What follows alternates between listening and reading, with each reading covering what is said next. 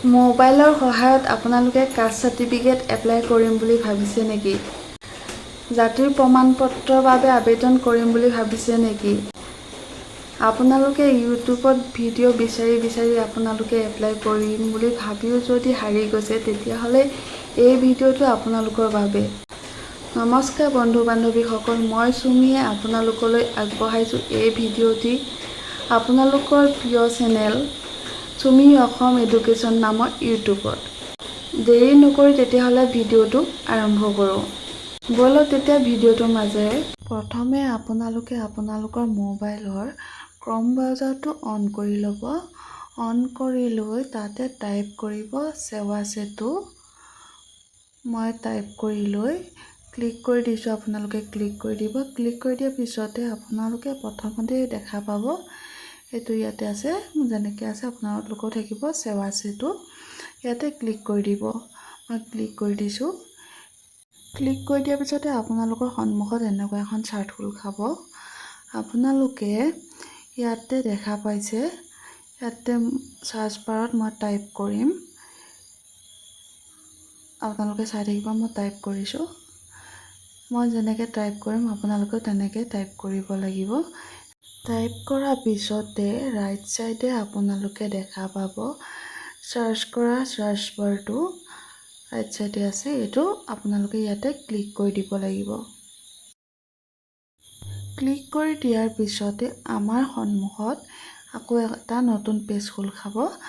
ইয়াতে আপোনালোকে দেখা পাইছে এপ্লাই অপশ্যনটোত ক্লিক কৰি দিব। ক্লিক কৰি দিয়াৰ পিছতে আকৌ এখন নতুন চাৰ্ট খোল খাব। ইয়াতে দুটা অপশ্যন দেখা পাইছে, গাইডলাইনছ আৰু ৰিকুৱাৰমেণ্টছ।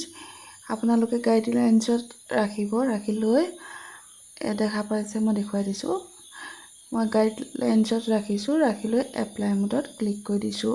আপোনালোকেও এপ্লাই মোডত ক্লিক কৰি দিব। ক্লিক কৰি দিয়াৰ পিছতে এনেকুৱা এখন নতুন চাৰ্ট খোল খাব। আকৌ ইয়াতে আপোনালোকৰ দেখা পাব, ইয়াতে চিটিজেন লিখা আছে, PFC CSC অফিচিয়েল। আপোনালোকৰ যদি PFC CSC অফিচিয়েল একাউণ্ট খোলা আছে তেতিয়াহ'লে আপোনালোকে লগ ইন কৰি ল'ব।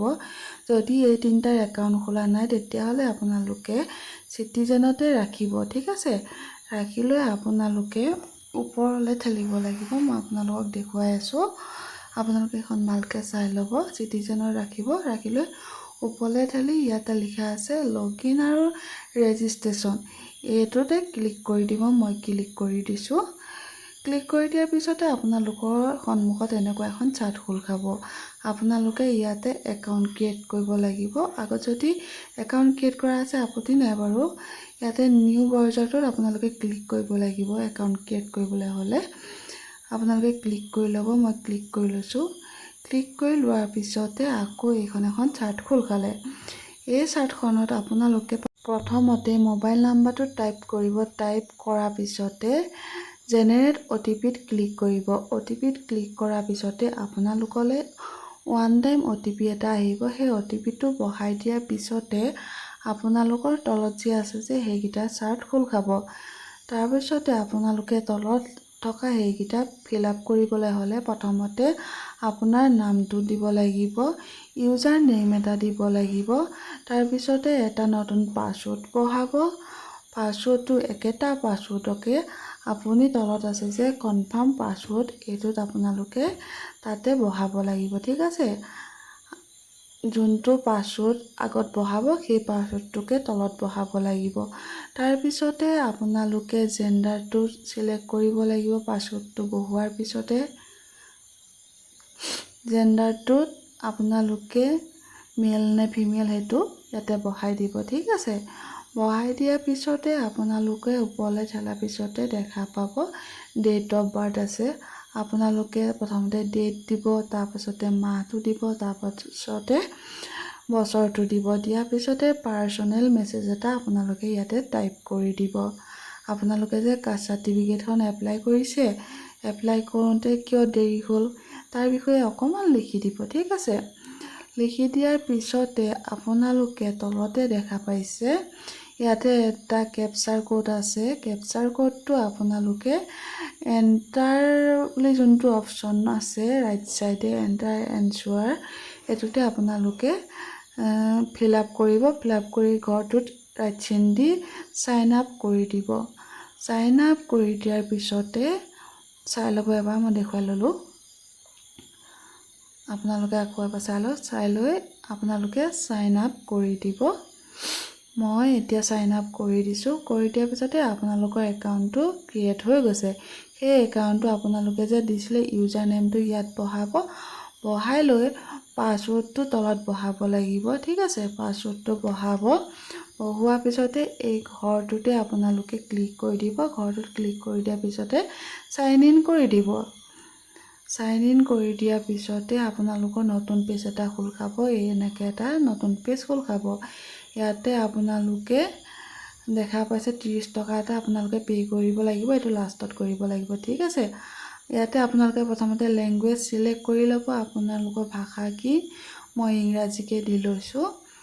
তাৰপিছতে তলতে আছে ইংৰাজী দি হোৱাৰ পিছতে আপোনালোকে তলত দেখা পাইছে ইয়াতে আপোনালোকে টাইপ কৰিব লাগিব আপোনালোকক কি কাষ্টৰ। ঠিক আছে, আপোনালোক OBC নে MOBC নে ST নে STP আছে, STH আছে, SC আছে, হিলছৰ আছে, ট্ৰাইবেল যিসকল ট্ৰাইবেল থাকে তেনেকৈ অপশ্যনবিলাক আছে। ঠিক আছে, প্লেন হিলছৰো আছে। এইবোৰ যি হয় আপোনালোকে সেইটো চিলেক্ট কৰি ল'ব। মই সাধাৰণতে SCটোৱে চিলেক্ট কৰি লৈছোঁ। আপোনালোকৰ যোনটো হয় সেইটো আপোনালোকে চিলেক্ট কৰি ল'ব। তাৰপিছতে আহিলে এইফালে আছে আপোনালোকৰ আবেদনকাৰীৰ নাম। আপুনি যাৰ কাৰণে আবেদন কৰিছে তেখেতৰ নামটো লিখিব। তাৰপিছতে ইয়াতে লিখিব জেণ্ডাৰ মেল নে ফিমেল, সেইটো লিখিব। ঠিক আছে, লিখাৰ পিছতে আপোনালোকৰ ৰাইট চাইডে আছে আপোনালোকৰ মোবাইল নাম্বাৰটো লিখিব। তাৰপিছতে এইকেইটা ঘৰত যোনকেইটা ষ্টাৰ দিয়া আছে সেইকেইটা লিখিব, বাকীকেইটা নহ'লেও হ'ব। এইফালে তাৰিখটো, জন্ম তাৰিখটো আছে ৰাইট চাইডে। তাৰপিছতে পিতাৰ নাম আছে, এইটো জন্ম তাৰিখটো আপোনালোকে লিখিব, মই দেখুৱাই দিছোঁ। জন্ম তাৰিখটো লিখাৰ পাছতে পিতাৰ নাম মানে দেউতাৰ নাম লিখিব, মাৰ নাম লিখিব এইফালে, আবেদনকাৰী মাৰ নাম। তাৰপিছতে আপুনি কি জাতি হয় এইটো ইয়াতে লিখিব। ইয়াতে লিখিব মানে আপুনি ক্লিক কৰি দিলে অপশ্যনবিলাক ওলাই যাব। যোনটো জাতিৰ হয় আপোনালোকে ইয়াতে অপশ্যনটো চাই ক্লিক কৰি দিব।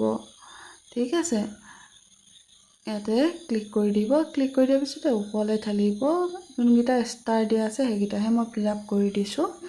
তাৰপিছতে ইয়াতে আছে ঘৰ নম্বৰ। আপোনালোকৰ ঘৰ নাম্বাৰটো যি হয় সেই ঘৰ নাম্বাৰটো ইয়াতে বহাব। ৰাজ্য কি হয় সেই ৰাজ্য আপোনালোকে বহাব, ষ্টেট। তাৰপিছতে জিলা যি হয় আপোনালোকে জিলাটো ইয়াতে চিলেক্ট কৰি লৈ ইয়াতে বহাই দিব পাৰিব, বহাই দিব। চাব ডিভিজন কি হয় মহকুমাৰ, সেইটো আপোনালোকে ইয়াতে চিলেক্ট কৰি আপোনালোকে বহাই দিব। তাৰপিছতে আহিলে ৰাজহ চক্ৰ চাৰ্কুল অফিচ। ঠিক আছে, চাৰ্কুল অফিচ আপোনালোকৰ যি হয় ইয়াতে চিলেক্ট কৰি সেইটো বহাই দিব। বহুত অপশ্যন থাকিব, আপোনালোকৰ যোনটো হয় সেইটো বহাই দিব। তাৰপিছতে মৌজা কি হয় সেইটো বহাব লাগিব, ৰেড কালাৰ ষ্টাৰ আছে। তাৰপিছতে আছে গাঁও চহৰ, আপোনালোকৰ গাঁওখনৰ নামটো লিখি দিব। পুলিচ ষ্টেচন আপোনালোকৰ কি হয় থানা, সেইটো লিখি দিব। তাৰপিছতে আহিলে ডাকঘৰ, আপোনালোকৰ ডাকঘৰটোৰ নাম লিখি দিব। তাৰপিছতে আহিলে পিন নাম্বাৰ, পিন কোডটো যি হয় সেইটো আপোনালোকে লিখি দিব। লিখি দিয়াৰ পিছতে ছেভ এণ্ড নেক্সটত আপোনালোকে ক্লিক কৰি দিব। মই ক্লিক কৰি দিছোঁ। ক্লিক কৰি দিয়াৰ পিছতে এনেকুৱা এখন নতুন পেজ খোল খাব।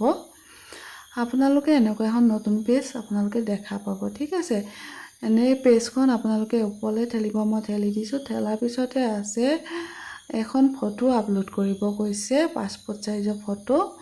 আপোনালোকে চিলেক্ট অপশ্যনটোত ক্লিক কৰিব, চিলেক্ট অপশ্যনটোত ক্লিক কৰিব, মই কৰি দিছোঁ। চিলেক্ট অপশ্যনটোত ক্লিক কৰাৰ পিছত তলৰ যোনটো অপশ্যন দেখা পাইছে অপশ্যনটোত ক্লিক কৰি দিব। ক্লিক কৰাৰ পিছতে আপোনালোকে ব্ৰাউজাৰটোত ক্লিক কৰিব। ব্ৰাউজাৰটোত ক্লিক কৰি আপোনালোকে ফটোখন আপলোড কৰি দিব। ঠিক আছে, ফটোখন আপলোড কৰোঁতে আপোনালোকে JPG বা PDFৰ সহায়তো আপলোড কৰিব পাৰিব। তাৰপিছতে আপোনালোকে ধুনীয়াকৈ আপলোড কৰি দিব। মই আপলোড কৰি দিছোঁ তাতে গৈ লৈ। তাৰপিছতে আপোনালোকৰ নেক্সট আহিলে proof of date of birth. ঠিক আছে, ডেট অফ বাৰ্থ থকা এটা প্ৰুফ চাৰ্টিফিকেট লাগিব। সেই চাৰ্টিফিকেটটোত দিবলৈ হ'লে আপুনি চিলেক্ট অপশ্যনত ক্লিক কৰিব। ইয়াতে বাৰ্থ চাৰ্টিফিকেট আছে, আধাৰ কাৰ্ড আছে, পেন কাৰ্ড আছে, এডমিট কাৰ্ড আছে। আপোনালোকে যি দিয়ে সেইটোত আপোনালোকে ক্লিক কৰি দিব। ঠিক আছে, ক্লিক কৰি দিয়াৰ পিছতে মই ক্লিক কৰি দিছোঁ। ক্লিক কৰি দিয়াৰ পিছতে আপোনালোকে ব্ৰাউজাৰ এইটো ব্ৰাউজাৰ দেখিছে, ব্ৰাউজাৰটোত ক্লিক কৰি দিব। ক্লিক কৰি লৈ আপোনালোকে আপোনালোকৰ মোবাইলৰ থ্ৰুৱেদি PDF বা JPG সহায়ত আপলোড কৰি দিব। তাৰপিছতে আহিলে আপোনালোকে আধাৰ, ইয়াতে মই দেখাই আছোঁ ৰ'ব, PRC বা আধাৰ কাৰ্ড, এই দুটাৰ ভিতৰত যিকোনো এটা দিলেই হ'ব। ঠিক আছে, দিয়াৰ পিছত আপোনালোকে যোনটো দিব সেইটো ক্লিক কৰি দিব। মই আধাৰ কাৰ্ডটো দিম, সেইকাৰণে মই আধাৰ কাৰ্ডটোকে ক্লিক কৰিম। আপোনালোকে ভালকৈ চাই ল'ব, যি দিয়ে সেইটো আপোনালোকে ক্লিক কৰি দিব। ক্লিক কৰি দিয়াৰ পিছতে ব্ৰাউজাৰ অপশ্যনটোত গৈ এইটোত আপোনালোকক আগত দেখুৱাৰ দৰে আপোনালোকে অপশ্যনত গৈ আপলোড কৰি ল'ব। তাৰপিছতে আহিলে দেউতাৰ কাষ্ট চাৰ্টিফিকেট। দেউতাৰ যদি নাথাকে ফেমিলি দিব পাৰিব, তাৰ ওপৰত মই এটা ভিডিঅ' বনাম, যদি লাগে ক'ব। ঠিক আছে, ব্ৰাউজাৰত গৈ আপলোড কৰি দিব। আপলোড কৰি দিয়াৰ পিছতে নেক্সট আহিলে এইটো আপলোড কৰি ল'ব। ঠিক আছে, মই কৰি লৈছোঁ, ৱেইট কৰিব। PDF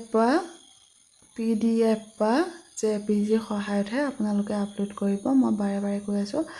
তাৰপিছতে নেক্সট আহিলে আপোনালোকৰ ষ্টেট গভাৰ্ণমেণ্টৰ যিকোনো এখন চাৰ্টিফিকেট এপ্লাই কৰিব পাৰিব। ঠিক আছে, নাইবা বৰ্তমান থকা কাষ্ট চাৰ্টিফিকেট এখনো আপোনালোকে এপ্লাই কৰিব পাৰিব ষ্টেট গভাৰ্ণমেণ্টৰ। ঠিক আছে, ষ্টেট গভাৰ্ণমেণ্টৰ আপোনালোকে কাষ্ট চাৰ্টিফিকেটখন এপ্লাই কৰি দিব। যিকোনো আপোনালোকৰ হাতত এইটোৱেই নহয় যে কাষ্ট চাৰ্টিফিকেটখন এপ্লাই কৰিব, যিটো ডকুমেণ্ট আছে ষ্টেট গভাৰ্ণমেণ্টৰ সেই ডকুমেণ্টখনকে আপোনালোকে এপ্লাই কৰিব পাৰিব। আপোনালোকে ভালকৈ চাই ল'ব, চাই লৈ যিখন এপ্লাই কৰিম বুলি ভাবে, আপলোড কৰিম বুলি ভাবে সেইখন আপলোড কৰি দিব পাৰিব।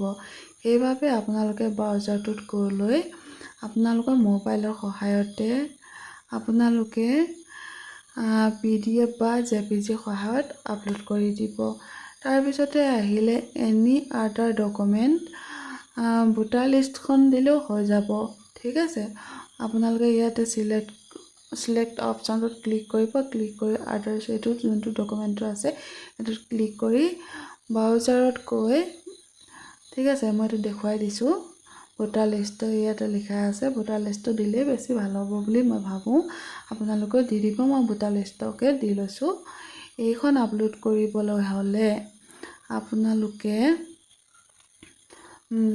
এইটো ব্ৰাউজাৰটোত ক্লিক কৰিব। ক্লিক কৰি লৈ আপোনালোকে আপোনালোকৰ মোবাইলৰ থ্ৰুৱেদি JPG বা PDFৰ সহায়ত আপলোড কৰি দিব।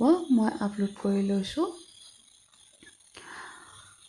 আপোনালোকেও আপলোড কৰি ল'ব। ঠিক আছে, আপলোড কৰাৰ পিছতে ছাবমিট অপশ্যনটোত ক্লিক কৰি দিব। মই ক্লিক কৰি দিছোঁ। ছাবমিট অপশ্যনটোত ক্লিক কৰাৰ পিছতে এনেকুৱা এটা নতুন পেজ খোল খাব। এইটো মই যোনটো এপ্লাই কৰিছিলোঁ তাৰে হয়। আপোনালোকে ওপৰলৈ ঠেলি যাব, আপোনালোকৰ নিজৰটো শ্ব' কৰিব, ওপৰলৈ ঠেলি যাব। মই এইটো দেখুৱাই দিছোঁ বাৰু। তথাপিও ভালকৈ দেখুৱাব নোৱাৰোঁ, যিমানকণ পাৰোঁ দেখুৱাইছোঁ। তাৰপিছতে এডিট অপশ্যন আছে, আপোনালোকে এডিটত গৈ আপোনালোকৰ যদি ভুল হৈছে আপোনালোকে শুধৰাই ল'ব পাৰিব। প্ৰিণ্টত গৈ আপোনালোকৰ ওচৰত যদি কোনোবাই এপ্লাই কৰিব আহিছে প্ৰিণ্ট কৰি দিব পাৰিব। আৰু মেক পে'মেণ্টত অপশ্যন কৰি আপোনালোকে এটা পে'মেণ্ট কৰিব লাগিব, ঠিক আছে। মেক পে'মেণ্টত ক্লিক কৰি দিব। মই ক্লিক কৰি দিলোঁ। ক্লিক কৰি দিয়াৰ পিছতে ইয়াতে অপশ্যন দেখা পাইছে আপোনালোকে 40 ৰুপিজ এটা পে'মেণ্ট কৰিব লাগিব। তাৰ বাবে আপোনালোকে এইটো চিলেক্ট বেংকটোত ক্লিক কৰিব লাগিব। মই ক্লিক কৰি দিছোঁ। ক্লিক কৰি দিয়াৰ পিছতে ইয়াতে বেংক অপশ্যনবিলাক ওলাই আহিছে। আপোনালোকৰ যি বেংক হয় সেই বেংকটো আপোনালোকে ইয়াতে ক্লিক কৰি ল'ব। মই মোৰ বেংকটো ক্লিক কৰি ল'ম। ক্লিক কৰি লোৱাৰ পিছতে আপোনালোকে দেখা পাইছে মই মোৰ ভাগৰ যোনটো বেংক হয় মই ক্লিক কৰি লৈছোঁ। আপোনালোকৰ বেংকটো ইয়াতে বেংক নামটো ইয়াতে শ্ব' হ'ব, ঠিক আছে। আপোনালোকে ক্লিক কৰাৰ পিছতে ইয়াতে শ্ব' হৈ যাব। শ্ব' হোৱাৰ পিছতে আপোনালোকে ওপৰলৈ ঠেলিব। ঠেলাৰ পিছতে আছে তলত আছে এগ্ৰিটো ক্লিক কৰি ল'ব। ক্লিক কৰি লোৱাৰ পিছতে প্ৰচিড ফৰ পে'মেণ্ট এইটোত ক্লিক কৰি দিব। ক্লিক কৰি দিয়াৰ পিছতে আপোনালোকে এনেকুৱা এটা নাম্বাৰ পাব। এই নাম্বাৰটোক GRN বুলি কোৱা হয়। এই নাম্বাৰটো আপোনালোকে স্ক্ৰীনশ্বট মাৰি ল'ব। পিছতে ট্ৰেক কৰি লৈ আপোনালোকে এইখন চাব পাৰিব, ঠিক আছে। মই স্ক্ৰীনশ্বট মাৰি ল'লোঁ। মাৰি লোৱাৰ পিছতে আপোনালোকে অ'কেটোত ক্লিক কৰি দিব। ক্লিক কৰিলে আপোনালোকৰ সন্মুখত এনেকুৱা এখন চাৰ্ট খোল খাব। আপোনালোকে এই ঘৰটো দেখা পাইছেনে? ঘৰটোত ক্লিক কৰি ল'ব। মই ক্লিক কৰি লৈছোঁ। মই ক্লিক কৰি লৈছোঁ। ক্লিক কৰি লোৱাৰ পিছতে ইয়াতে দেখা পাইছে এগ্ৰি অপশ্যনটোত ক্লিক কৰি দিব। মই ক্লিক কৰি দিম। এগ্ৰি অপশ্যনটোত মই ক্লিক কৰি দিয়াৰ পিছতে এনেকুৱা এখন চাৰ্ট খোল খাইছে। এইখন মোবাইলত এপ্লাই কৰাৰ কাৰণে দেখাইছে। চিন্তা কৰাৰ কোনো প্ৰয়োজন নাই, অকণমান ৱেইট কৰিব লাগিব। আপোনালোকে ৱেইট কৰিব। মই অলপ ৱেইট কৰি লৈছোঁ। ৱেইট কৰাৰ পিছতে এই যোনখন চাৰ্ট দেখা পাইছে চাৰ্টখন নাইকিয়া হৈ যাব। তাৰপিছতে এখন নতুন চাৰ্ট খোল খাব। অকণমান ৱেইট কৰিব, কোনো কথা নাই, অকণমান ৱেইট কৰিব। এতিয়া দেখা পাইছে নতুন চাৰ্ট খোল খাইছে। ইয়াতে লিখা আছে ক্ৰেডিট কাৰ্ডৰ থ্ৰুৱেদি আপোনালোকে দিব পাৰিব, ডেবিট কাৰ্ডৰ থ্ৰুৱেদি পে'মেণ্ট কৰিব পাৰিব আৰু নেট বেংকিঙৰ থ্ৰুৱেদি আপোনালোকে পে'মেণ্ট কৰিব পাৰিব। মই কৰিম ডেবিট কাৰ্ডৰ থ্ৰুৱেদি পে'মেণ্ট, ঠিক আছে। মই ডেবিট কাৰ্ডটো ক্লিক কৰি ল'লোঁ। ক্লিক কৰি লোৱাৰ পিছতে এনেকৈ এটা অপশ্যন খোল খাব। ইয়াতে আপোনালোকে দেখা পাইছে কাৰ্ড নাম্বাৰটো বহাব লাগিব। ডেবিট কাৰ্ডৰ যোনটো নাম্বাৰ হয় সেই নাম্বাৰটো ইয়াতে বহাব লাগিব। ইয়াতে মাহ আৰু বছৰটো বহাব লাগিব। কাৰ্ডটো পিছফালে কাৰ্ডটোতে থাকে। তাৰপাছতে কাৰ্ডটো হোল্ডাৰ নেমটো ইয়াতে বহাব লাগিব। CVV বুলি যোনটো থাকে সেইটো ইয়াতে বহাব লাগিব। বহোৱাৰ পিছতে 40 ৰুপিজ পে'মেণ্ট কৰিব লাগিব যে সেইটো পে' কৰি দিব। পে'টোত আপোনালোকে ক্লিক কৰি দিয়াৰ পিছতে আপোনালোকৰ অনলাইন কামবোৰ সম্পূৰ্ণ হৈ গৈছে। আপোনালোকে ইয়াৰ পৰা বেক গৈ আপোনালোকে যোনটো স্ক্ৰীনশ্বট মাৰি থৈছিলে আপোনালোকৰ নাম্বাৰটো, সেই নাম্বাৰটোৰ সহায়ত আপোনালোকে ট্ৰেক কৰি আপোনালোকৰ চাৰ্টিফিকেটখন চাই থাকিব পাৰিব।